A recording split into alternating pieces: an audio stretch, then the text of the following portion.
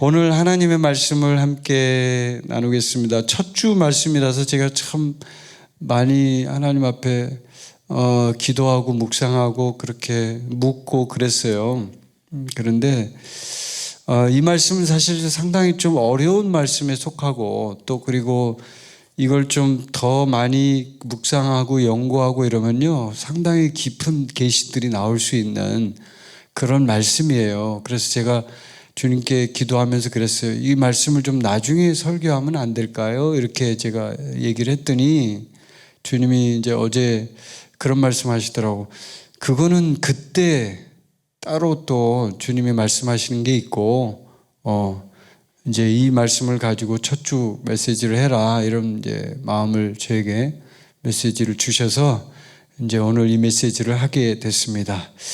오늘 본문 말씀은 히브리서 5장입니다. 히브리서 5장 11절부터 16절까지 말씀을 함께 보도록 하겠습니다. 히브리서 5장 11절부터 16절까지 말씀을 함께 보도록 하겠습니다.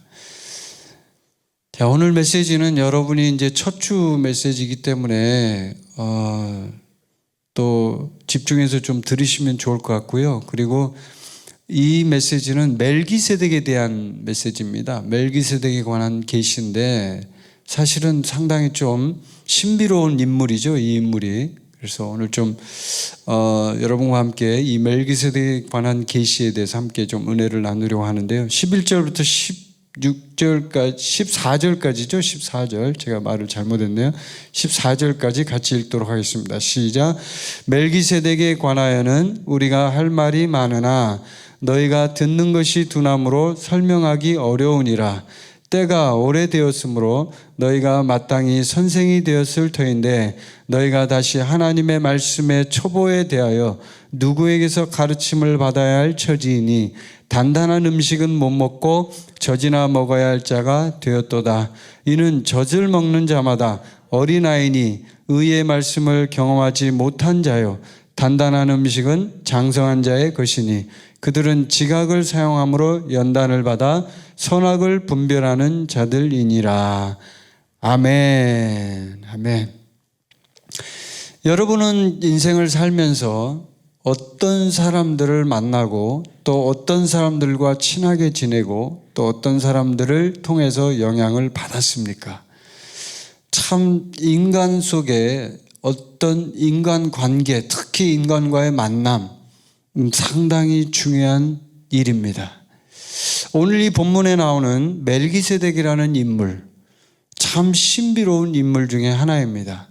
창세기에 보면 이제 아브라함이 전쟁을 하죠. 전쟁을 해서 그 전쟁에 승리를 하고 돌아오는 길에 이제 소돔왕을 만나고 그 다음에 이 멜기세덱을 만나게 됩니다. 근데 이 멜기세덱이 성경에서는 뭐라고 지금 표현을 하냐면 7장에 보면 히브리서 7장에 나와요. 살렘이라는 지역, 이게 예루살렘을 말합니다. 사실 예루살렘의 왕이었습니다. 그리고 지극히 높으신 하나님의 제사장이었어요. 참 희한한 인물이에요. 이 인물은 히브리서 7장을 보면요 정말 신비롭고 어떻게 이런 인물이 있을 수가 있지? 족보도 없어요. 태어난 날도 없고 죽는 날도 없어요. 출생 기록이 없어요. 어떻게 이런 인물이 있을 수가 있지라고 느낄 정도로 매우 매우 신비로운 인물입니다. 근데 우리가 이 세상을 살다 보면 이제 어떤 사람들을 만날 때 특히 이제 여러분이 인생에서 아마 굉장히 인상적인 만남이 있었을 거예요. 그 만남은 무엇이에요? 그런 만남은 여러분이 생각할 때 정말 이 사람은 정말 내가 볼 때 특별하다라고 생각하는 어떤 사람일 때 그 사람을 만날 때 여러분은 굉장히 그것에 대한 인상이 깊게 남을 것입니다. 저도 그랬어요. 저도 과거에 이렇게 쭉 돌아보니까 제가 인생을 살면서 만났던 분들이 참 많죠. 한국에서도 그렇고 또 세계에 나가서 해외에서도 그렇고 만났던 사람들이 참 많은데요. 제가 굉장히 인상 깊었던 인물은 중국에서 만났던 김하중 대사였어요. 김하중 그때 당시에 주중 대사. 이분은 이제 공무원이고 행정직 공무원 중국 대사로 오신 분이죠. 그래서 제가 그분을 이제 직접 만난 거죠. 직접 이렇게 만나게 될 때, 이 사람이 어떤 사람인가라고 말로만 들었지만 실제로 만난 것과 말로 듣는 것은 상당한 차이가 있더라고요. 그래서 여러분, 이 사람을 만날 때 그 사람을 분별하고 그 사람을 볼 수 있는 그런 굉장히 특별한 어떤 영적인 느낌, 분별력 굉장히 중요합니다. 근데 제가 그분을 만나보니까요, 참 이분은 다르다. 정말 뭔가 다른 것이 있다라는 것을 제가 느꼈어요. 사람 자체는 똑같아요. 우리하고 똑같은데 그분이 하는 얘기, 말, 또 그 다음에 행동, 모든 걸 다 보잖아요. 우리가 행동을 보잖아요. 근데 굉장히 겸손하고 또 그리고 솔직하고 그리고 또 하나님을 사랑한다라는 걸 느낄 수 있었어요. 그리고 또 하나 제가 굉장히 충격을 받았던 한 가지는 그거예요. 이분이 불신자들 앞에, 그러니까 우리가 보통 어떤 분위기라는 게 있잖아요. 어떤 모임을 가거나 사람을 만나거나 이렇게 할 때 보면 그 분위기가 그 사람들, 거기에 모인 사람들 안에 압도를 해버려가지고, 본인이 정작 자기의 정체성, 그 다음에 자기가 말하고자 하는 어떤 실제적인, 진짜 중심적인 얘기를 못 하거든요. 하고 싶은 얘기를 못 해요. 왜냐하면 분위기에 눌리기 때문에. 여러분도 그런 거 있죠? 지금은 그런 얘기 여기는 상황이 아니야. 이런 얘기를 하잖아요. 근데 이분은요, 그 상황이 아닌데 하나님 얘기를 하는 거예요.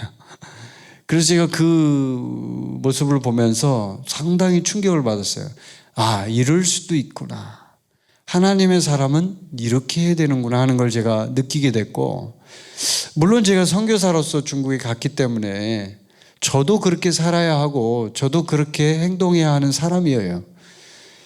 그런데 그분은 선교사가 아니잖아요. 그러니까 공무원이고 국가를 대표하는 어떤 공공적인 공인이잖아요. 그런데 그 공인이 그런 자리, 특히 예배 드리는 데가 아니고 사람들이 만나서 세상적인 그런 일들을 하는 자리에서 이분이 본인이 크리스찬이라고 당당하게 얘기하고, 그리고 내가 예수님을 믿고 하나님을 믿으니까 여러분들도 그런 하나님의 사랑, 예수 그리스도의 사랑을 나처럼 느꼈으면 좋겠다라고 이렇게 얘기하는 그 모습을 볼 때 제가 굉장히 많은 걸 느끼게 됐습니다. 아마 이런 만남 속에 우리가 그 사람을 보게 되는 거죠. 인물을 보게 되는 거죠. 그래서 그런 만남이 있을 때는 우리가 그것이요, 인생의 그냥 큰 의미로, 충격적인 의미로 어떤 인상을 지울 수가 없어요. 그걸 잊어버리지가 않는 거죠. 근데 반대로 어떤 경우가 있어요. 나쁜 만남일 때 그것도 안 잊어버려요. 충격이 굉장히 오래 갑니다. 나쁜 만남, 아주 나쁜 놈을 만났어. 그놈하고 싸웠어. 그래서 그 충격이 너무 심해가지고 그 충격이 지금도 남아있는 거죠. 그럴 때는 어떻습니까? 그 사람에 대한 모든 것이 안 좋은 기억이 남아있는 거예요. 자, 오늘 이 본문에 등장하는 멜기세덱, 과연 이 사람, 그 멜기세덱, 그는 누구인가? 참 중요합니다. 왜 중요하냐면 이 멜기세덱에 대해서 얘기를 하면서 히브리서 기자가요, 참 특이한 말을 해요. 멜기세덱에 관하여는 우리가 할 말이 많대요. 오늘 본문에 보면 그런 얘기를 하죠. 할 말이 많대요. 무슨 할 말이 그렇게 많을까?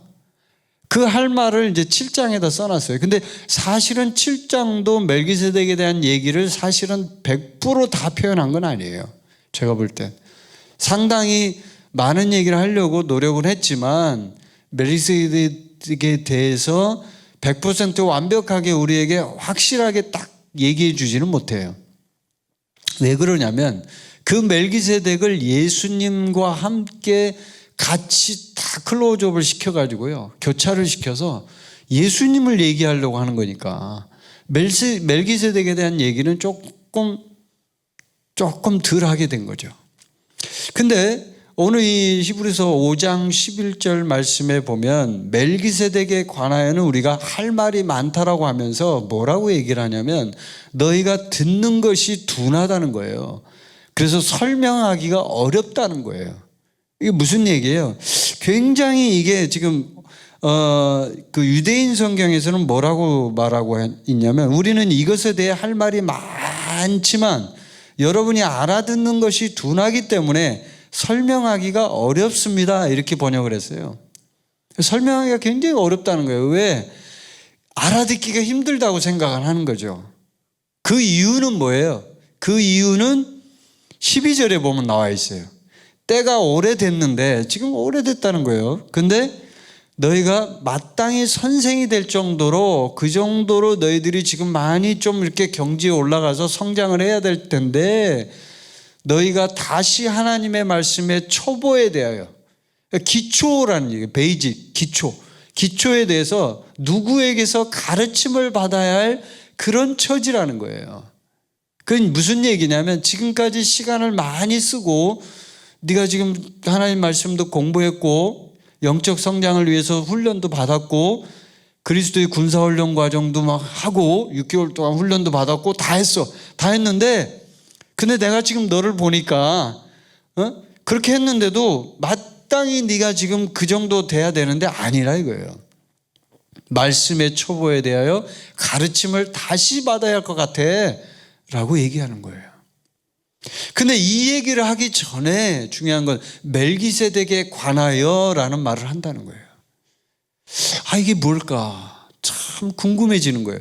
멜기세덱이 누구길래 도대체 멜기세덱에 대해서 어떤 말을 하고 싶길래 왜 우리가 그것에 대해서 이해하지 못한다고 얘기하지? 오늘 이 부분에 굉장히 중요한 메시지의 핵심 포인트가 들어있어요. 멜기세덱이 누군지를 알면 이 멜기세덱을 알면요 우리가 영적으로 성숙하냐 아니냐 하는 부분에 대해서 알 수가 있어요. 이거를. 그래서 참 중요한 메시지예요 이게. 자, 멜기세덱을 한번 분석해 볼게요. 멜기세덱 이 사람 누구냐? 일단 이름부터 한번 볼게요. 멜기세덱은 이름이 두 개로 나눠져요. 멜기하고 세덱 이렇게 두 개로 잘라야 돼요. 히브리서에 보면. 그리고 여기 그 유대인 성경에도 보면 말키ጼ데크라고 이렇게 돼 있어요. 실제로 이 발음을 이제 그대로 이분들이 써놨는데 말키ጼ데크. 말키라는 말은 이제 멜레크라는 단어하고 같은 단어인데 비슷한 단어인데 멜레크. 이 멜레크라는 단어가 무슨 뜻이냐면요 히브리에 이제 다스리다 혹은 통치하다 이런 뜻이 있어요. 그러니까 영어로 말하면 rule 또는 reign 이런 말이에요. reign 통치하다 이런 말이잖아요. 다스리다. 룰러라고 하면 이제 지배자라는 뜻이잖아요. 예. 근데 이게 어떻게 이제 표현하냐면 왕처럼 통치하다 이런 뜻이 있어요. 예, 이 멜레크라는 단어가 왕처럼 통치하다. 그러면 여기에 이제 또 다른 단어 ጼ데크, 세덱이죠. 멜기세덱. 예. 한국어 세덱 그게 아니고 짜다크라고 돼 있죠. ጼ데크 이렇게 돼 있으니까 이게 짜닥이라는 단어에서 왔는데 짜닥은 무슨 뜻이냐면 영어로 말하면 to make right라는 뜻이에요. to make right가 뭐예요? 그러니까 이게 바르게 돌려놓는 거죠. 그러니까 올바르게 하다 이 말이에요. 올바르게 하다. 네. 바로 잡다 이런 뜻이에요. to make right라는 뜻이 바로 잡다. 이게 짜닥이라는 단어의 뜻이에요. 바로 잡는 거예요. 의롭게 만드는 거예요. righteousness라는 뜻도 있어요. 그리고 justify라는 뜻도 있어요. 그러니까 공의롭게 하다 이런 뜻이죠 이게. 그리고 또 다른 단어는 the ministry of the priest. 그러니까 제사장의 일을 하는 거예요. 제사장의 사역을 하는 거죠. 제사장의 사역을 하다 이런 뜻이 있어요. 그래서 이 멜기세덱이라는 단어의 뜻을 한번 분석을 해보니까 이제 결론이 뭐냐면 이제 앞에 있는 멜기는 무슨 뜻이에요? 그러니까 지배하다, 통치하다, 다스리다 이런 뜻이 있잖아요. 왕처럼. 그러면 이거는 뭘 말하냐면 왕의 직분을 얘기하는 거예요. 왕의 직분, 왕의 통치, 왕의 다스림 이런 뜻이 있는 거예요. 결국은 멜기세덱이 실제로 히브리서 7장에 뭐라고 나와요? 의의 왕, 평화의 왕, 샬렘의 왕이죠. 살렘의 왕이죠. 참 놀랍죠. 어쩌면 그렇게 이름이 그렇게 돼 있을까. 그리고 또 하나는 지극히 높으신 하나님의 제사장이라고 얘기하는 거예요. 그래서 이 세덱이라는 단어가 제사장이라는 뜻이에요. 아까 제가 말씀드린 Ministry of the Priest, 제사장의 사역을 한다는 거죠. 이렇게 놓고 보니까 멜기세덱은 뭐예요? 결국은 제사장의 직분과 왕의 직분 두 개를 갖고 있는 거예요. 두 개를. 그러면 이게 뭐야 도대체? 왜 제사장의 직분과 왕의 직분 두 개를 갖고 있는 거야? 이렇게 우리가 질문할 수 있겠죠. 오늘 멜기세덱이 누구길래? 참 신비로운 인물이에요. 히브리서 7장에 보면요, 멜기세덱을 표현할 때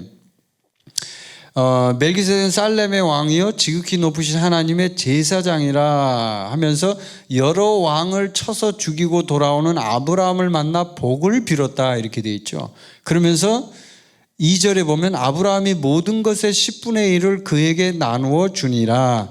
그 이름을 해석하면 먼저는 의의 왕이요 그 다음은 살렘 왕이니 곧 평강의 왕이요. 그리고 3절에 보니까 아버지도 없고 어머니도 없고 족보도 없고 시작한 날도 없고 생명의 끝도 없어 하나님의 아들과 닮아서 항상 제사장으로 있느니라. 야, 이게 도대체 어떤 인물이길래 도대체 아버지가 없어? 어머니도 없어? 그건 무슨 말이에요? 육체적인 출생을 안 했다는 얘기죠. 이걸 어떤 학자들은 이렇게 얘기하는 분도 있어요. 이게 비유법 아니야? 근데 이 히브리서 기자가 여기서 쓰는 이 표현을 보면요, 절대로 비유법이 아니에요. 이게 아주 지극히 직설법이에요. 그냥 평이하게 써진 서술형의 그런 문장이에요. 이 멜기세덱에 대한 얘기를 할 때 멜기세덱이 뭐 이런 인물인 것 같아라고 비유적인 표현을 하는 게 아니라고요. 이 수사적 표현이 상당히 직설적인 표현이거든요. 근데 어떤 학자들은 비유가 아니냐 이렇게 얘기하는 분도 있지만 저는 그렇다고 보지 않아요. 이건 분명히 하나님이 우리에게 말씀하시는 사실 그대로의 이야기예요. 이야기. 그대로 이야기를 하는 거예요. 근데 그 멜기세덱을 아버지가 없다고 얘기하고 어머니도 없다라고 얘기하고 족보도 없다라고 얘기하는 것은 곧 결국 이 사람이 어디서 왔다는 얘기예요 도대체. 이 인물이 어디서 온 거예요? 이 세상에서의 흔적이 없어요. 흔적이. 태어난 날도 없어요. 생명의 끝도 없어요. 언제 죽었는지도 몰라요. 라는 얘기죠 이게. 도대체 이게 누구야? 어떤 사람이 이런 사람이 다 있어? 이렇게 얘기하니까 이거를 제가 이렇게 묵상을 하면서 가만히 주님께 이렇게 물어보는데 제가 이제 얼마 전에 이제 설교할 때 그런 얘기를 한번 드린 적이 있어요. 신명기 32장 8절에 보면 신명기 32장 8절에 보면 한번 찾아보실래요? 이게 상당히 중요한 단서가 되는데요. 신명기 32장 8절. 8절에 보면 이렇게 되어 있어요. 지극히 높으신 자가 민족들에게 기업을 주실 때에 인종을 나누실 때에 이스라엘 자손의 수요대로 백성들의 경계를 정하셨도다 이렇게 되어 있어요. 근데 이게 다른 성경에 이게 지금 우리 개역개정판 성경이 그렇게 되어 있는데요. ESV, English Standard Version이라는 성경이 있어요. 그 성경을 읽어보면 이렇게 되어 있어요.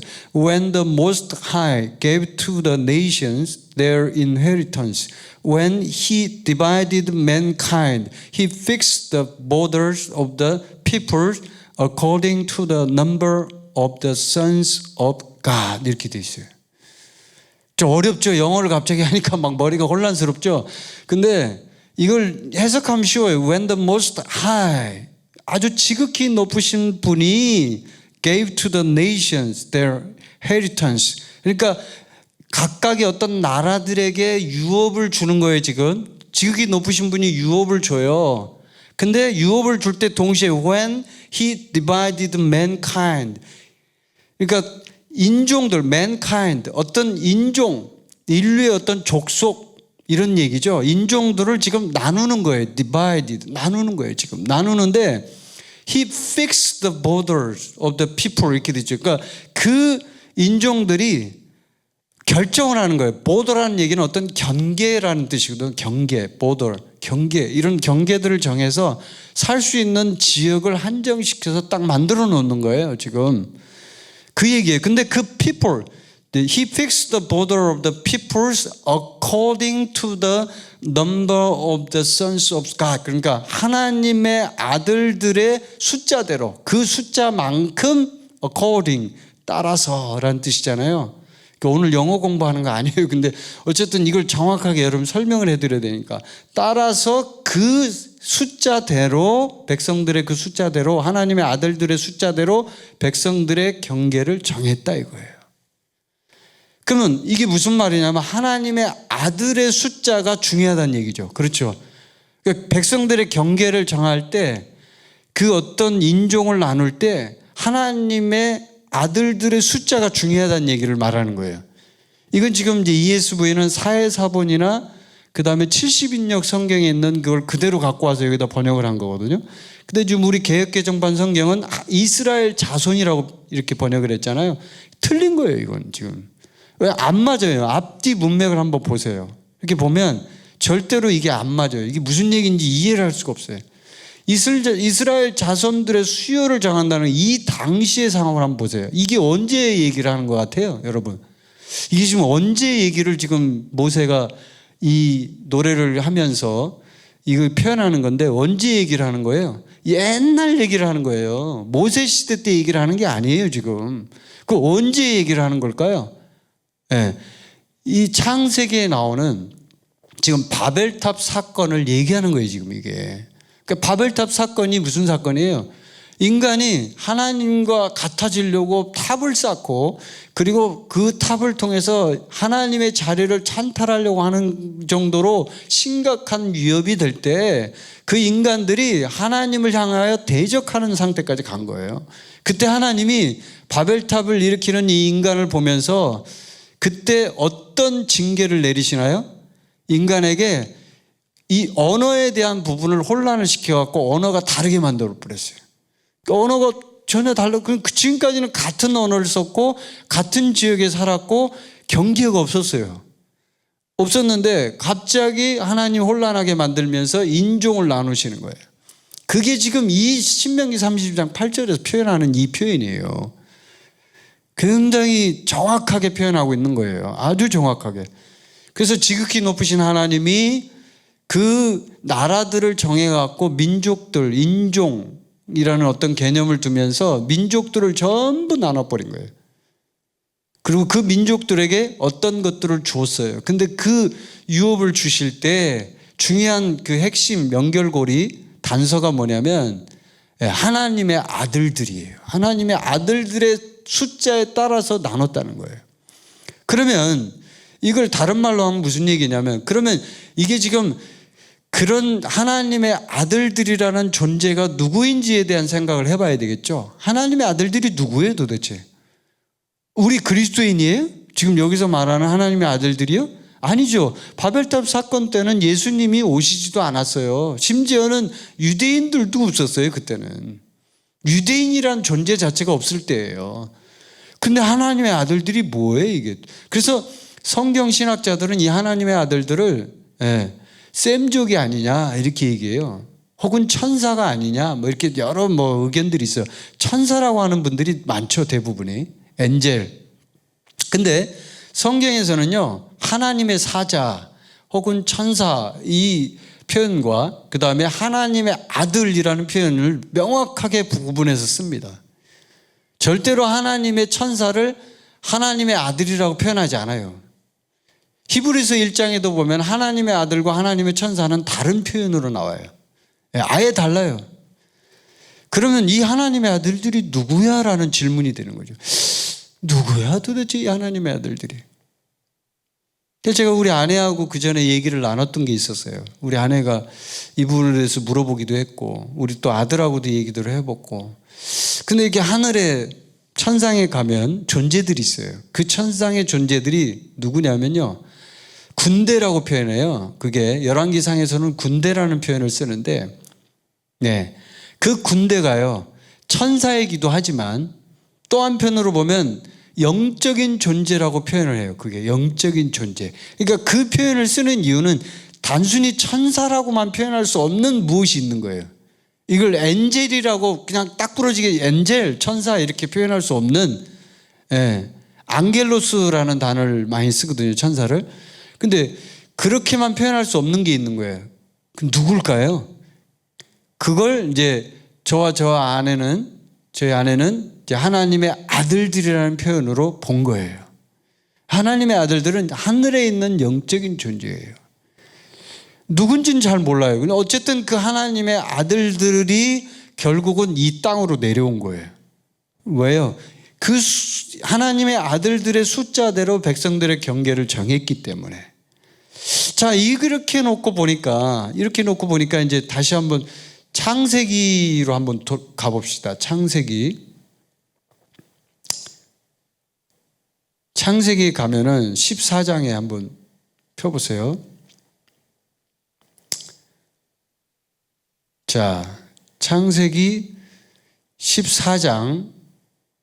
이건 실제 있었던 사건을 기록한 거잖아요. 역사 기록이에요. 쉽게 말하면 14장 17절부터 한번 읽어볼게요. 아브라함이 그돌라오멜과 그와 함께한 왕들을 첩을 쓰고 돌아올 때에 소돔 왕이 사회 골짜기 곧 왕의 골짜기로 나와 그를 영접하였고, 그 다음에 영접할 정도, 왜냐하면 이기고 돌아왔으니까 승전 군대예요. 근데 18절에 보니까 이런 말이 나와요.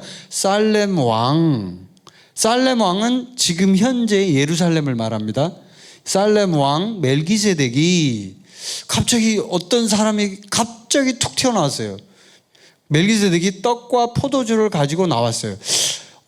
이 사람이 왜 떡과 포도주를 가지고 나와? 빵과 포도주겠죠. 이제 우리나라 표현이니까 이거는 빵과 포도주를 가지고 나왔어요.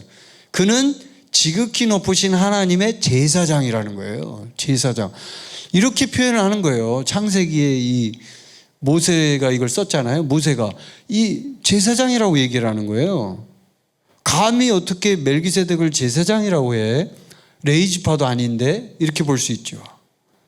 근데 그가 아브라함에게 축복하여 이르되, 아브라함에게 심지어는 축복까지 해요. 갑자기 툭 튀어나온 어떤 인물이, 한 번도 만나본 적이 없는 사람인데 갑자기 와가지고 축복하여 이르되, 천지의 주제이시오 지극히 높으신 하나님이여 아브라함에게 복을 주옵소서.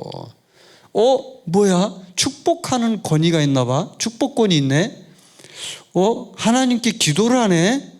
지극히 높으신 하나님께 기도하니까 아브라함에게 복을 줄 수 있네. 와, 이 사람이 누구야? 자, 그러니까 20절에 보니까 놀라운 일이 일어나요. 너의 제적을 내 손에 붙이신. 그러니까 전쟁에 승리한 것은 결국 하나님이 하셨다는 얘기죠. 이게 지극히 높으신 하나님을 찬송할지로다 이렇게 얘기해요, 멜기세덱이. 그러면서 아브라함이 그 얻은 것에서 10분의 1을 멜기세덱에게 주었더라 이렇게 돼 있어요. 아니 10분의 1은 뭐예요? 11조잖아요. 11조 언제 생긴 거예요, 여러분?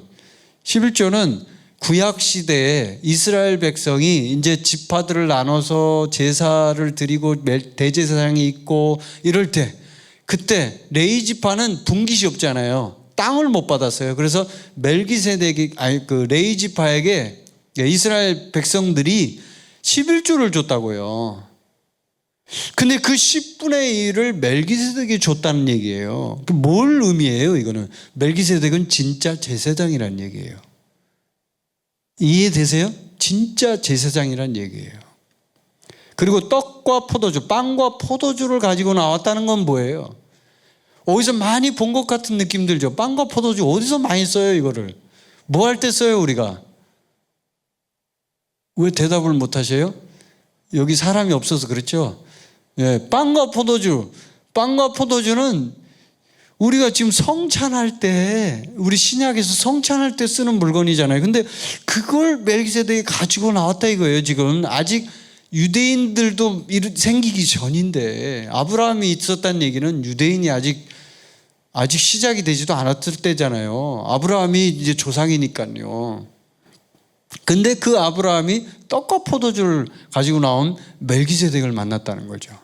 자, 그래서 이제 히브리서로 다시 돌아가 봅시다. 히브리서로 이제 돌아가 보면 여기서 이제 진짜 중요한 얘기를 해야 돼요. 자, 5장 11절로 돌아가서, 자, 멜기세덱은 이제 그런 두 가지 직분을 갖고 있는 그런 신비로운 인물이에요.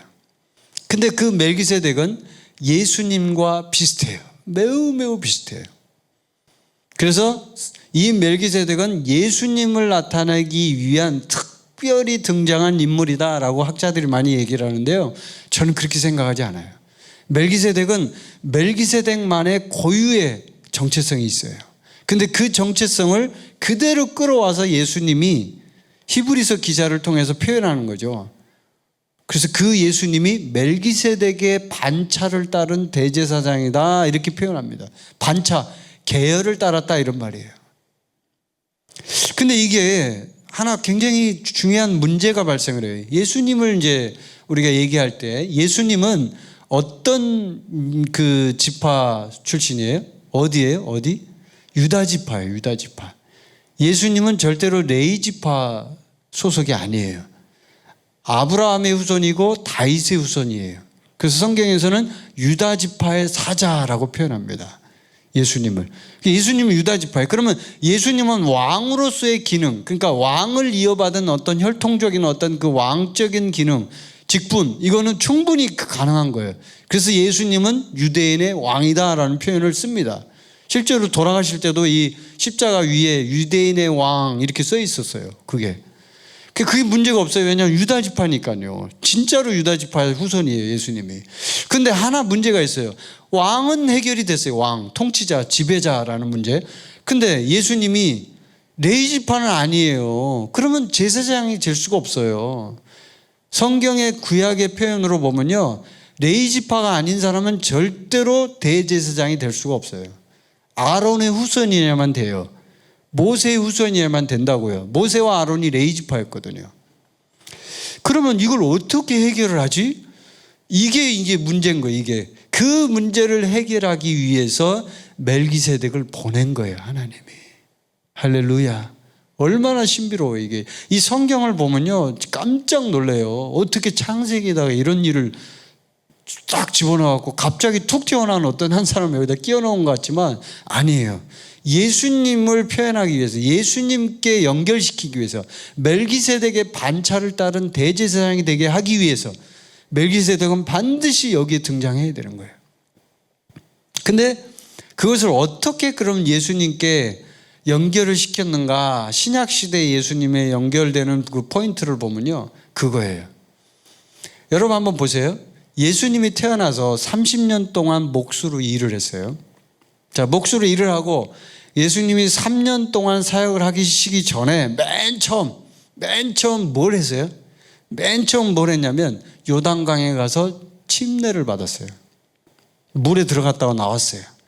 그 물에 들어갔다 나올 때 그것을 했던 사람이 누구예요? 누가 했어요? 침례 요한이 했어요. 세례 요한이 했다고요. 그럼 세례 요한이 누군지 한번 볼까요? 세례 요한은 사가랴라는 대제사장의 아들이에요. 아들. 맞아요, 틀려요, 여러분? 맞아요. 사가랴. 제사장의 후손이에요. 오, 이렇게 연결이 되는구나. 이제 뭔가 좀 불꽃이 확 튀죠, 여러분. 아, 대제사장의 후손인 침례 요한이 갑자기 나타나서 요단강에서 침례를 주고 있었는데 예수님이 온 거예요, 거기에. 그래가지고 침례를 받는 거예요. 그러니까 처음에 침례 요한이 뭐라고 얘기했냐면, 아유, 내가 당신한테 지금 침례를 받아야지 어떻게 내가 당신을 침례를 줍니까? 그러니까 예수님이 뭐라고 얘기합니까? 우리가 이걸 통해서 하나님의 의를 이루어야 된다는 거예요. 아멘? 그 의를 이룬다는 말이 뭐냐면 대제사장으로 연결시키기 위해서요. 하나님의 사역을 시작하기 위해서요. 그 제사장의 사역을 시작하려면 내가 너한테 침례 받아야 돼. 네가 제사장 계열의 아들이잖아. 그리고 멜기세덱의 반차를 따른 제사장이야 나는. 그렇지만 여기서는 지금 내가 침례 받고 시작해야 되는 거야. 그리고 앞으로 똑같이 나와 같은 그리스도인들이 나올 텐데 그 그리스도인들은 나처럼 똑같이 이렇게 침례 받아야 되는 거야. 왜? 대제사장의 사역을 하기 위해서. 아멘. 그래서 여러분, 침례 받지 않은 분들은 제사장 사역을 할 수가 없어요. 이걸 알 수가 있는 거예요. 여기서 중요한 계시가 나오는 거예요. 아, 침례 받는 그렇게 중요해요? 막 사람들이 물어봐요. 아, 꼭 세례 받으면 안 되나요? 헛소리 하지 마세요. 성경에 세례가 없다고요. 없어. 없는데 왜 그걸 만들어 갖고, 분명히 여기 지금 유대인 성경에도 뭐라고 되냐, 물에 잠긴다라고 아예 번역을 했어, 이 사람들을. 예. 물에 잠긴다. 물 속에 들어가야 돼요. 안 들어가면 그건 무효예요. 무효. 하나님이 인정 안 해준다고요. 그러니까 침례를 받는 그 자체가요, 뭘 가져오냐면 대제사장으로서, 우리가 하나님의 제사장으로서 사역할 수 있는 그 자격과 능력과 기름 부음, 어노인팅을 주는 거예요. 할렐루야. 근데 이거를 침례를 안 받겠다고? 그럼 넌 제사장 아니야. 이런 말과 똑같은 거예요. 예수님도 마찬가지죠. 만약에 지금 히브리서 기자가 말한 대로 하면요, 그런 표현으로 빌리자면 예수님 침례 안 받아도 돼요. 멜기세덱의 반차를 따랐으니까 굳이 안 받아도 침례요한이 얘기한 것처럼 하나님의 아들인데 뭐 굳이 그거 받을 필요 있냐 이렇게 얘기할 수 있죠. 근데 예수님은 분명히 얘기했어요. 이걸 통해서 하나님의 의를 이루어야 된다는 거예요. 그럼 뭐예요? 침례 받아야 된다는 얘기예요. 이 땅에서의 사역을 할 때는 침례를 내가 받아야 돼. 그래서 의를 이루어야 돼. 이 얘기예요. 이해가 되시죠, 여러분? 제가 쉽게 설명을 했기 때문에. 그래서 이제 이 문제가 해결이 된 거예요. 제사장이 아니에요. 레위 지파가 아니기 때문에 제사장이 아닌데, 그 혈통이 아닌데도 예수님은 멜기세덱을 끌어와서 제사장이 됐고, 또 침례 요한한테 침례를 받음으로써 제사장적 사역을 할 수 있는 기름 부음을 받았어요.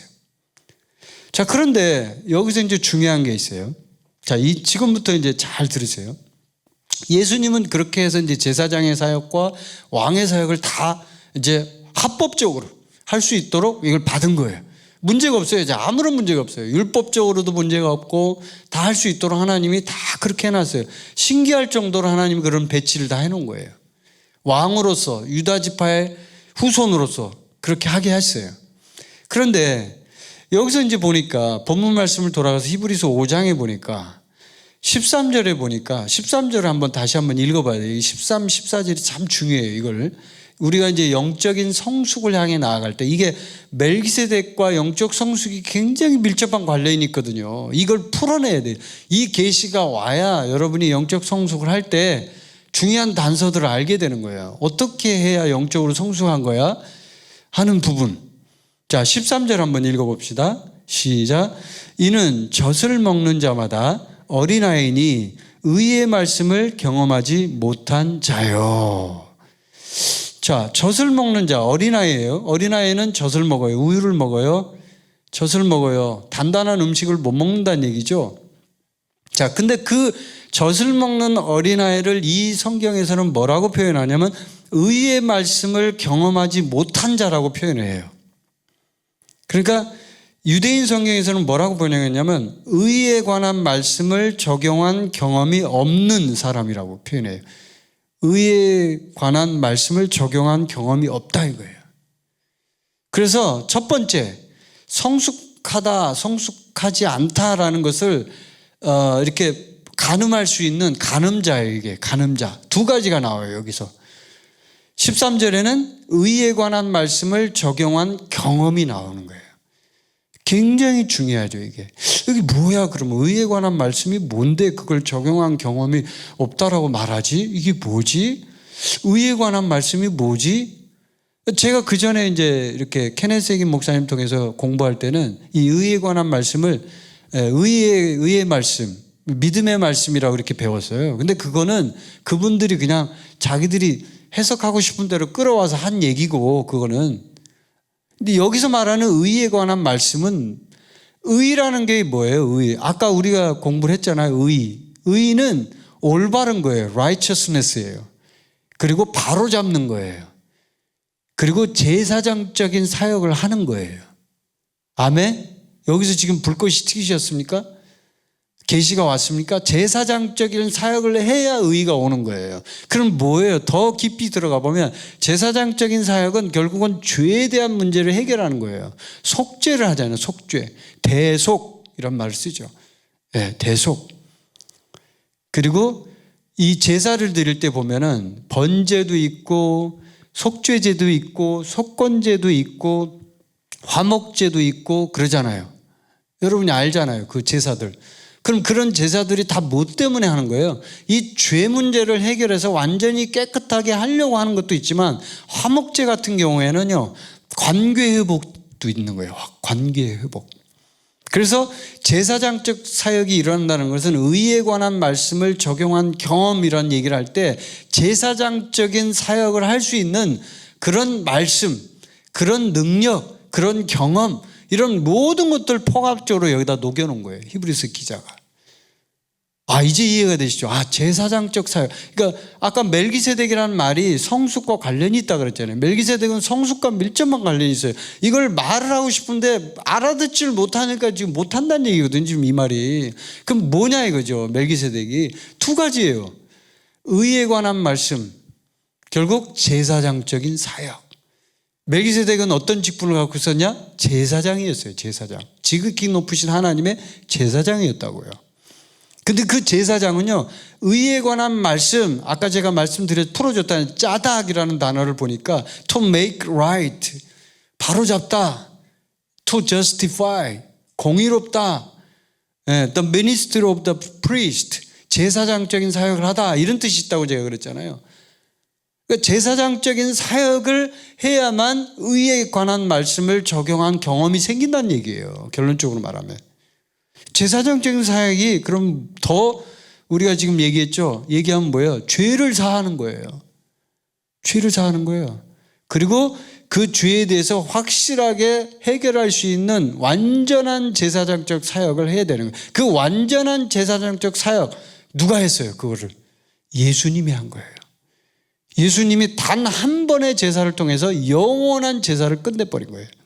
멜기세덱의 계율을 따라서 뒤에 보면 히브리서의 7장부터 시작해서 8장, 9장, 심지어 10장까지 그 얘기를 하는 거예요. 지금 여러분이 읽어보셔야 돼요. 쭉 읽어봐. 어렵지만 읽어봐야 돼요.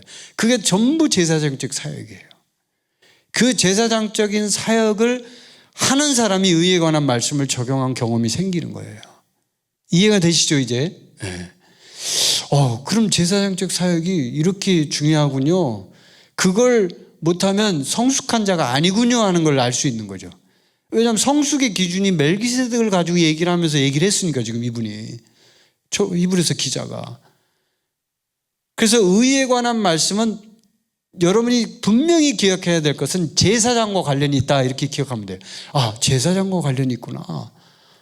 그렇구나. 근데 제사장은 분명히 하는 일이 분명하죠. 죄를 씻어주는 거예요. 대속을 하는 거예요. 대속죄일에 제사장이 죄를 씻어주고 백성들의 죄를 다 끝내주는 거예요.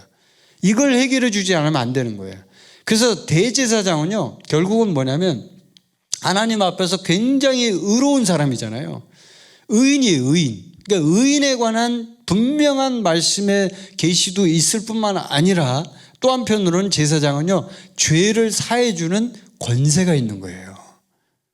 우리 죄를 사해줄 수 있어요, 없어요? 우리가 사해줄 수 있어요. 우리 그리스도인들이. 너희가 누구의 죄든지 사하면 사하여질 것이요. 우리 예수님께서 하신 말씀이에요. 그래서 이런 죄를 사하는 어떤 사역, 제사장적인 사역을 니네들이 해야 되는데 니네들이 지금 그거 못하고 있잖아. 니네 아직 어린애네. 이 얘기를 하는 거예요. 지금 히브리서 기자가. 심지어는 그 말도 못 믿잖아요. 한국교회에 있는 성도들 봐봐요. 어떻게 우리가 죄를 사해요? 감히 하나님이 사하지? 아니에요. 예수님이 우리에게 얘기한 거는 너희가 누구의 죄든지 사하면 사해진다고 제자들한테 얘기하는 거예요. 그 제자들이 우리와 똑같은 사람이에요. 예수님하고 다르니까 예수님이 12제자니까 특별하지 아니에요. 베드로 보면 정말 따뜻해요. 인간미가 넘쳐요.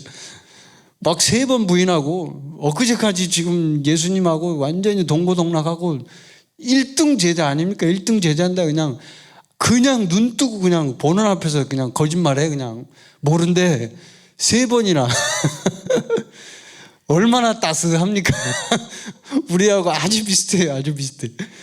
그 베드로에게 한 얘기에 예수님이 너희가 누구의 죄든지 사하면 사해진다고 말하는 거예요. 근데 왜 우리가 못해요? 왜? 어디서 그런 이상한 신학을 배워가지고 하냐고요. 여러분, 이 신학에 대해서 얘기하니까 제가 지금 갑자기 떠오른 게 있는데, 옛날에 그 영국의 유명한 설교자가 하나 있었어요. 그 설교자가 누구냐면 조지 휘필드라는 사람이 있었어요. 들어보셨죠? 조지 휘필드. 근데 이 휘필드가 영국에서 아주 유명해졌어요. 근데 이 사람은 아주 극렬한 칼빈주의자예요. 그러니까 칼빈의 신학을 그대로 가져와서 칼빈이 말한 걸 그대로 다 이제 인정하고 예정론도 인정하고 이랬던 사람이에요. 좋아요. 다 거기까지는 좋은데 이 사람은 이제 미국에 전도여행을 갔어요. 그래가지고 이제 미국에 설교를 하는데 수많은 사람들이 모인 거예요. 설교를 하는데 조지아라는 지역을 갔어요. 조지아가 지금 이제 미국에 있는 그 조지아 거기에요. 근데 그 조지아가 그 당시에 어떤 일이 있었냐면 조지아에 있는 그 통치, 그 당시에는 이제 지방별로 이렇게 통치자가 다 달랐기 때문에 그 조지아에 있는 통치자가 이제 노예제도가 그 당시 미국에 있었잖아요. 그 당시가 한 1700년도 무렵이거든요. 1800년도 초반인가? 아마 그 정도 될 거예요.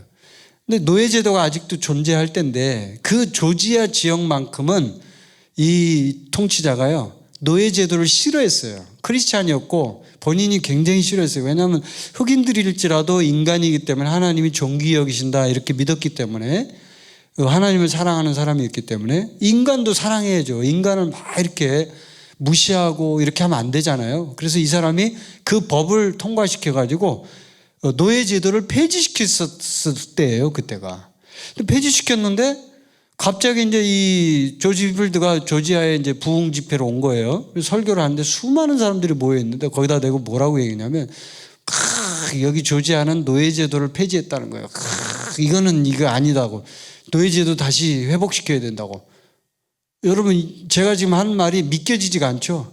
어떻게 하나님을 믿는 그 유명한 설교자가 그런 말을 할 수가 있어? 근데 그렇게 했어요, 실제로. 노예제도 다시 회복시켜야 된다는 거예요. 이 깜둥이들이 있어야 우리가 편하고, 또 이 사람들이 실제로 이렇게 남부에 있는 농장을 운영하는 사람들은요, 이 흑인들이 없으면 이 농사를 지을 수가 없거든요. 그래서 필요하다는, 인력이 필요하기 때문에 굉장히 중요하다는 거예요. 그래서 이 휘필드가 그런 표현까지 쓰면서 깜둥이들이 없으면 우리가 불편하다 이런 표현까지 쓰면서 설교를 한 거예요, 이 사람이. 칼빈주의자가. 제가 칼빈주의자를 깔려고 그런 게 아니라, 아니 이렇게 믿는 사람이 이렇게 할 수도 있다는 걸 얘기를 하는 거예요. 이렇게 성경적 관점이 중요한 거예요, 여러분. 그렇게 설교하면서 사람들한테 얘기를 하니까 그 남부에 있는 돈이 좀 있는 사람들은 그 설교에 호응을 할까요, 안 할까요? 당연히 호응을 하죠. 어우, 너무 기뻐. 지금 막 노예제도가 폐지돼서 지금 힘들어 죽겠는데 잘 됐어. 그럼 밀어붙이자 해서 막 들고 일어난 거예요. 그래가지고 노예제도 다시 살려 막 이렇게 이제 한 거죠. 그래서 노예제도가 다시 회복돼 버렸어요, 조지아주가 그 당시에. 근데 그때 퀘이커 교도였던, 이제 퀘이커 교도라는 게 있었어요, 그 당시에. 퀘이커 교도는 이제 성령 사역을 많이 하는, 굉장히 하나님을 사랑하는 그런 사람들이, 그 당시에는 그 퀘이커 교도를 이단이라고 그랬다고요. 요즘 말로 하면 우리 같은 은사주의자를 퀘이커 교도라고 했어요, 그 당시에. 그 퀘이커 교도 중에 존 울먼이라는 사람이 있었는데, 이 사람이 돌아다니면서 노예제도를 폐지해야 된다. 이건 정말 아니다. 하나님은 이걸 기뻐하시지 않는다. 이렇게 하면서 그렇게 할 때예요, 그때. 그러니까 이 사람보다도 못한 거예요, 조지 휘필드가, 이 부분은.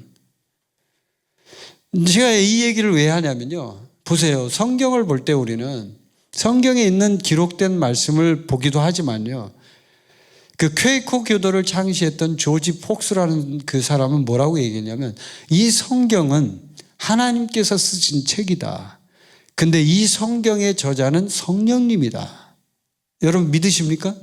성령님이 저자다. 그렇기 때문에 성령을 모르고서는 성경을 제대로 해석할 수 없다라고 얘기했어요. 저는 그 말에 100% 동의해요. 할렐루야예요, 저는 그 말이. 성령님이 없는데 어떻게 이 성경을 해석하냐고요. 성령님이 쓴 책인데 성령님이 내 안에 계셔서 그 성령님이 나를 인도해서 이 성경을 해석하게 해야죠. 성경은요, 자기가 해석하고 싶은 대로 해석하면 얼마든지 해석할 수 있는 게 성경이에요. 아전인수처럼 자기가 끌어와서 해석을 하는 사람이 너무나 많아요. 조지 휘필드가 그런 거잖아요. 성경에 보니까 노예가 있었지 않냐? 막 그러면서 그런 막 구약시대 표현을 쓰면서. 근데 여러분, 하나님은 우리에게 뭐라고 얘기해요? 하나님은 사랑이시라. 그리고 또 하나 뭐라고 얘기해요? 너희가 서로 사랑하라. 이렇게 얘기하죠. 그 말 속에는 무슨 뜻이 들어있어요? 모든 사람을 다 사랑하라는 거예요. 요 사람은 사랑하고 요 사람은 미워해, 이런 말이 없다고요, 성경에. 그러면 흑인들도 사랑해야 되는 거예요. 흑인들을 차별하고 물건 취급하듯이 너는 얼마, 너는 100만 원, 너는 200만 원, 이렇게 실제로 그때 그렇게 샀다니까요. 그래서 조지 휘필드도 노예를 샀다고는 기록이 나와요. 돈 얼마를 주고 내가 오늘 노예를 샀다. 이렇게 기록이 나온다고요. 정말 지금 우리가 그 얘기를 하면 어떻게 그럴 수가 있어 하면서 막 뚜껑이 열리려고 하지만 그때 당시에는 그 사람들이 그게 너무 자연스러운 것이었다고요. 그래서 우리가 조지 폭스가 했던 말이 정말 공감이 되는 게, 이 성경은 성령님이 쓰신 책이기 때문에 성령이 없이 성경을 보려고 하면 그때부터 문제가 발생하는 거예요. 분명히 성경은 뭐라고 얘기냐면 너희가 누구의 죄든지 사하면 사해진다는 거예요. 그게 바로 제사장적인 사역이라는 거예요. 네가 그 죄를 사하는 사역을 안 하면, 제사장으로서의 사역을 안 하면 너는 의의 말씀을 경험한 자가 아니야, 이 얘기를 하는 거예요. 이해가 되시죠, 여러분? 이제 그렇구나, 멜기세덱에 대한 얘기가 바로 그런 얘기였구나 하는 것을 이해가 되시죠? 그럼 또 하나 뭐가 있어요? 14절 같이 한번 읽어봅시다. 시작. 단단한 음식은 장성한 자의 것이니 그들은 지각을 사용함으로 연단을 받아 선악을 분별하는 자들이니라.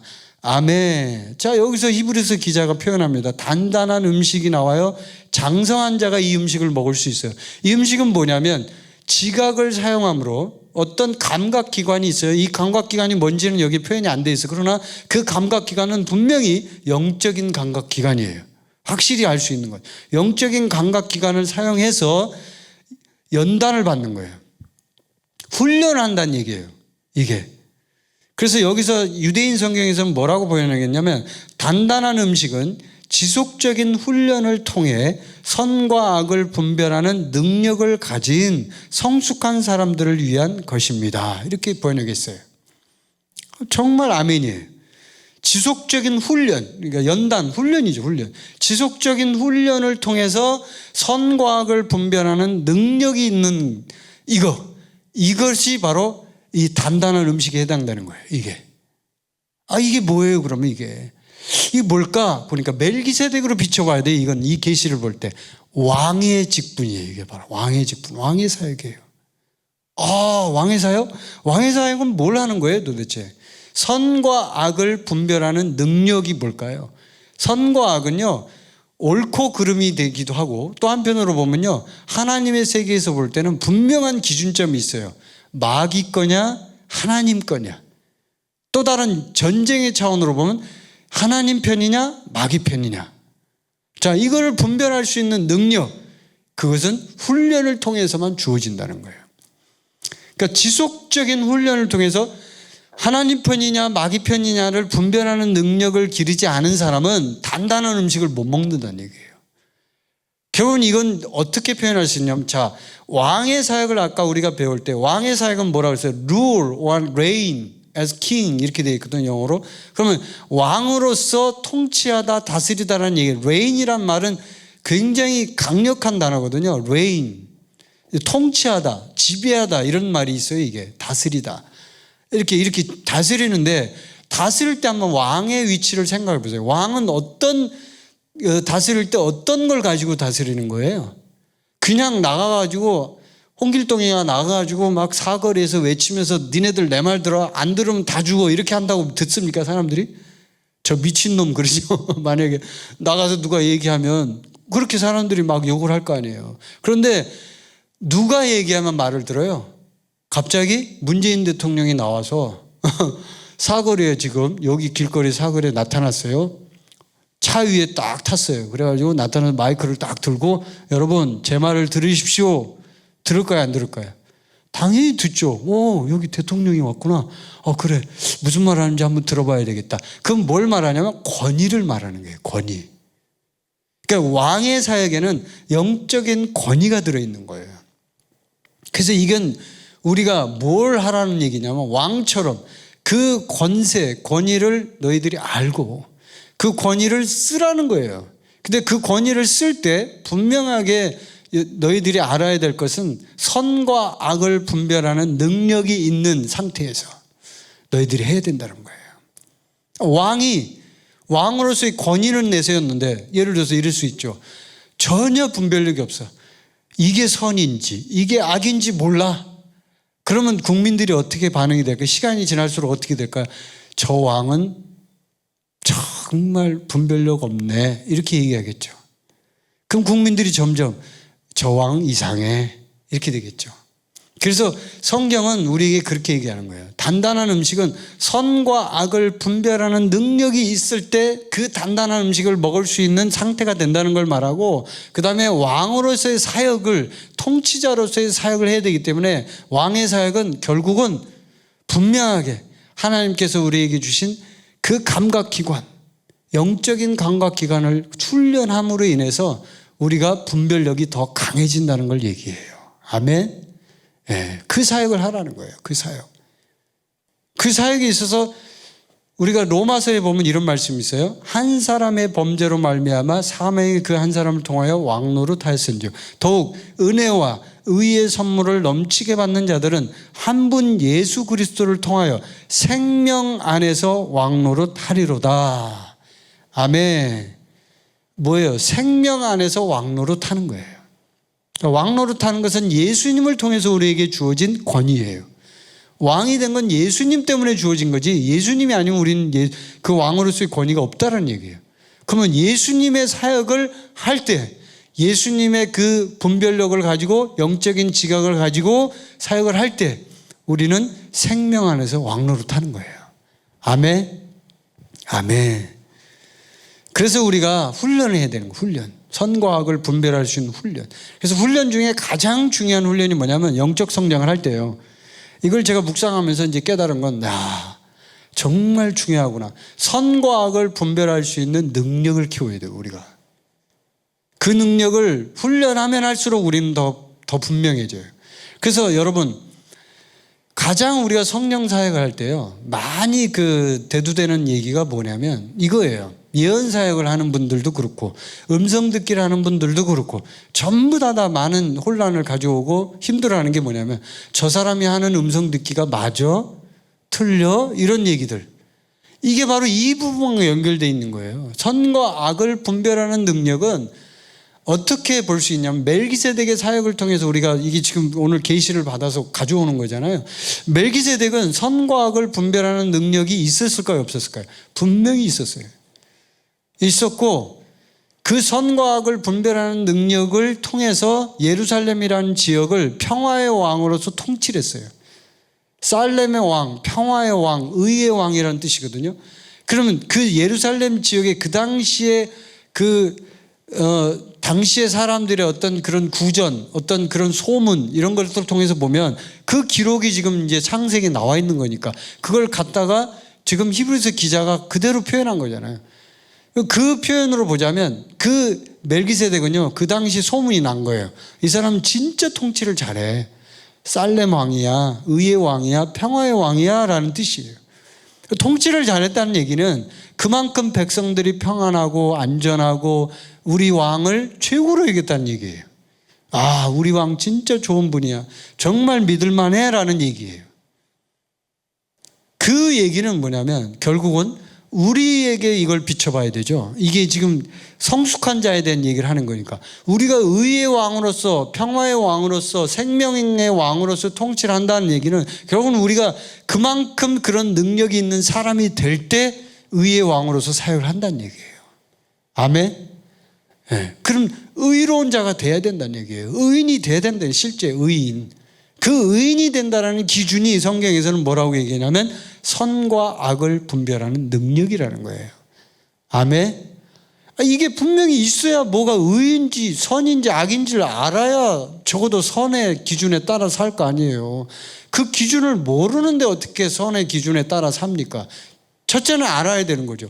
둘째는 실천해야 되는 거고. 근데 많은 사람들이 선과 악을 분별하는 능력이 없다는 거예요. 이게 성숙한 자의 기준인데 멜기세덱으로 비춰보니까 너무 그걸 모르는 거예요. 그래서 우리는 오늘 이 그 부분에 대해서 제가 이제 여러분에게 뭐 더 많이 설명을 해드릴 수가 없어요. 시간도 그렇기도 하지만 또 그렇게 설명한다고 해서 여러분이 이해할 것도 아니고요. 중요한 건 이게 계시로 나에게 임해야 된다는 거예요. 항상 영적인 말씀 메시지는 계시가 와야 돼. 계시가. 근데 이 계시가 뭐냐면 멜기세덱에 대한 계시잖아요. 아주 쉽게 설명하면 그거예요. 왕으로서의 사역과 제사장으로서의 사역에 대한 분명한 계시가 와야 되는 거예요. 그래서 이 부분에 대해서 여러분이 계속 여러분의 마음속에 묵상하십시오. 아, 왕의 사역이 뭐지?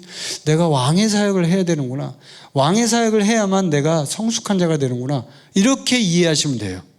그 이후에 이제 더 깊이 있는 계시들은 여러분이 실제로 경험하면서 그걸 얻어야 되는 거예요. 히브리서 기자가 그걸 얘기하는 거예요. 의의 말씀을 경험해야 된다는 거예요. 경험하지 않으면 안 된다는 거예요. 지각을 사용하므로 연단을 받아야 된다는 거예요. 알아야 된다라고 얘기하지 않았어요. 여기서 지금 경험해야 된다라고 얘기했지. 아멘? 네. 그래서 여러분이 그런 경험을 하시길 바랍니다. 오늘 제가 이미 이 계시는 여러분에게 던졌기 때문에, 계시를 드렸기 때문에 분명히 여러분이 이 부분을 묵상해야 돼요. 아, 왕으로서의 사역이 있구나. 왕의 직분이 있구나. 제사장의 직분이 있구나. 그래, 제사장의 사역이 있구나. 왕의 사역이 있구나. 이걸 여러분이 기억하시면 멜기세덱을 기억하면 되는 거예요. 아, 그렇구나. 내가 이 부분에 대해서 분명하게 알고 이제 이 부분을 경험해야겠구나. 이 부분을 받아야겠구나. 분별력이 있어야겠구나. 이렇게 여러분이 이제 이해를 하시고 오늘 그 계시가 왔다면 이제 출발한 거예요. 출발하는 거예요. 오늘 2022년에 오늘 제가 이 메시지를 여러분에게 던진 건 사실 이 메시지가 더 깊이 있게 들어가면 어려워져요. 제가 이제 준비할 때 저도 이제 계속 지금 묵상하고 있는 중이었거든요. 이제 계속 저도 묵상을 할 거예요, 이 부분을. 근데 굉장히 깊이 있는 것들이 나오겠더라고요, 보니까. 그런데 이거를 지금 2022년 첫 주에 제가 메시지를 전한 이유는 성령님이 저에게 강권하심이 있었어요. 이 메시지를 해야 된다. 2022년에 그리스도의 군사들이 왕으로서 제사장으로서 가야 된다는 거예요. 그 길을 안 가면 주님의 부흥이 올 수가 없다는 거예요. 그 강한 부담을 주셔서 제가 이제 오늘 이 메시지를 하게 됐고, 이제 오늘부터 여러분이 이 메시지를 들었으니까 목사님이 얘기했지. 그래, 왕의 직분, 제사장이 얼마나 쉬워요. 이거는 그래, 왕의 직분, 제사장의 직분 뭐지? 이걸 묵상하기 시작해야 되는 거예요. 내가 이 일을 해야 되는구나. 이 일을 하지 않으면 여러분은 성숙한 자가 아니라는 걸 증명하는 거예요. 지금 이게. 그러니까 여러분이 성숙한 자로 나아가면 나아갈수록 여러분은 왕의 사역과 제사장의 사역을 하게 되는 거예요. 아멘? 점점 더 많이 하게 되는 거예요. 진짜 왕이 되는 거예요. 진짜 제사장이 되는 거예요. 할렐루야. 예, 여러분들이 이제 올 한 해 2022년도에 왕으로서, 제사장으로서 주님 앞에 나아가시길 바랍니다. 그리고 이제 2022년에는 실제로 그런 경험들이 일어나고 실제로 그런 분별력이 생기고 여러분이 성숙한 자가 되어서 단단한 음식을 먹을 수 있고 언제든지 고기를 꺼내서 먹을 수 있을 정도로 강한 사람들, 튼튼한 사람들, 그리고 믿음에 강력한 사람들이 되시기를 주님의 이름으로 여러분을 강력하게 권면드립니다. 이제 오늘부터 묵상하십시오. 멜기세덱 신비로운 인물이다. 그렇게만 생각하면 그건 끝이에요. 신비롭죠. 제가 말씀드린 하나님의 아들들이 하늘에서 내려온 사람이에요. 아까 제가 그 신명기 말씀 보여드린 이유는 하늘에서 내려왔다는 얘기, 그거는 출생이 없잖아요. 족복 없잖아요. 이건 뭐예요? 하늘에서 내려온 거지, 예수님처럼. 예수님은 요셉 집안에서 태어나기라도 했지, 멜기세덱은 그것도 없는 거예요. 그냥 하늘에서 그냥 쭉 내려온 거예요. 하나님의 아들들이었던 거죠. 그래서 내려와가지고 여기서 예루살렘 지역에 가가지고 왕이 된 거예요, 이 사람이. 그러니까 거기서 통치를 한 거예요. 근데 이 통치가 너무 잘한 거예요. 기가 막힌 거예요. 그 당시에 있던 어떤 왕들, 뭐 소돔의 왕, 뭐 이런 왕들 개판이죠, 개판. 진짜. 이거는 말로 할 수 없죠. 죄인들이니까. 근데 유일하게 이 예루살렘 지역에 있는 이 멜기세덱 왕만큼은 달랐던 거예요. 왜 그랬냐면 하늘에서 내려온 사람이었는데 이 사람이 너무나 하나님을 사랑하고 하나님의 명령대로 순종하는 사람이었으니까요. 다른 사람이었던 거예요. 영적인 사람이었던 거예요. 그래서 이 멜기세덱을 끌어와서 히브리서 기자가 예수님하고 연결시켜 버리잖아요. 예수님하고 연결시킬 때 여기서 진짜 놀라운 계시가 또 나와요, 여기. 그건 오늘 제가 여러분에게 얘기할 수가 없어요. 시간이 없어서. 일단 여러분에게 메시지를 던지는 거예요. 두 가지를 기억하라고. 왕, 제사장. 그게 멜기세덱의 이름이에요, 이름. 아까 제가 다 설명드렸잖아요. 멜기세덱. 네. 멜렉, 짜닥. 이 히브리어 단어를 설명드리면서 말씀드렸잖아요. 그래서 우리가 이렇게 해야만 성숙한 자가 되는 거예요. 그 가늠제가 바로 그거니까요. 그래야만 우리가 그리스도 군사가 되는 거예요. 그리스도 군사훈련 6개월 받았다고 그게 되는 게 아니라 여기 지금 히브리서 기자가 말한 것처럼 그렇게 돼야 진짜 성숙한 자가 되고 그리스도의 장성한 분량에 이르는 거라고요. 지금 이제 다음에 이제 한번 이 멜기세덱에 대한 메시지, 예수님과 연결된 더 깊은 계시에 대해서는 다음에 또 말씀을 나누도록 하겠습니다. 어쨌든 오늘 이 메시지를 통해서 여러분이 2022년에는 멜기세덱과 같은 그런 왕과 제사장의 사역이 강력하게 일어나고 그 경험들이 여러분 안에 일어나서 저와 여러분이 왕으로서, 제사장으로서 이 땅을 향하여 나아갈 때 통치와 그 다음에 바로잡는 일들을 할 수 있는 여러분과 제가 됐으면 좋겠습니다. 여러분 모두를 사랑하고 축복합니다. 우리 함께 기도하겠습니다.